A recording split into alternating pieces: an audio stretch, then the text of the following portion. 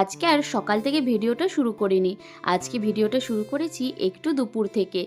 যাই হোক, সকাল সকাল ঘুম থেকে উঠেই কিন্তু সবার প্রথমে স্নানটা করে নিয়েছি। কারণ আজকে ছিল চড়ক পুজো। আর বাইরে যা পচা গরম পড়েছে, এই গরমে একটু স্কিন কেয়ার করতেও আর ইচ্ছে করছে না। কিন্তু একটু যদি স্কিন কেয়ার না করি তাহলে তো পুরো একদম কালো ভূত হয়ে যাব। যাই হোক, এদিকে স্নান করে এসে কিন্তু প্রত্যেক দিনের স্কিন কেয়ারটাই আমি সেরে নিয়েছি। এরপর যাব আমার বান্ধবীর বাড়িতে। কারণ বান্ধবীর বাড়িতে নীল পুজো উপলক্ষে কিন্তু একটু প্রসাদ করা হয়, সেটাই খেতে যাব।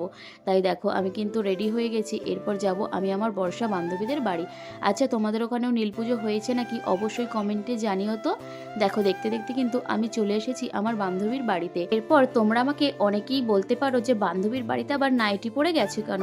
আসলে আমার বান্ধবীর বাড়ি কিন্তু আমার বাড়ির থেকে অনেক কাছে। যাই হোক, এদিকে বান্ধবীর বাড়ি আসা মাত্রই কিন্তু বান্ধবী কিন্তু আমাকে দিয়ে দিয়েছে এই ম্যাঙ্গোর জুসটা। তারপরে কিন্তু বান্ধবীর বাড়িতে প্রসাদ খেয়ে বাড়ি চলে এসেছিলাম। আর বাড়িতে এসেই দেখো, ভিডিও করার জন্য একটু রেডি হয়েছিলাম। আর যেহেতু ছিল আজকে চড়ক পুজো, তারপরে কিন্তু আবারও চলে এসেছি আমাদের বাজারে, যেখানে কিন্তু চড়ক পুজো হয়। কিন্তু ভাগ্যটা এতটাই খারাপ যে চড়ক পুজো আমরা দেখতেই পারিনি। একজনের শরীর অসুস্থ হয়ে যাওয়ার জন্য কিন্তু চড়ক পুজোটা এবারে বন্ধ হয়ে গেছিল।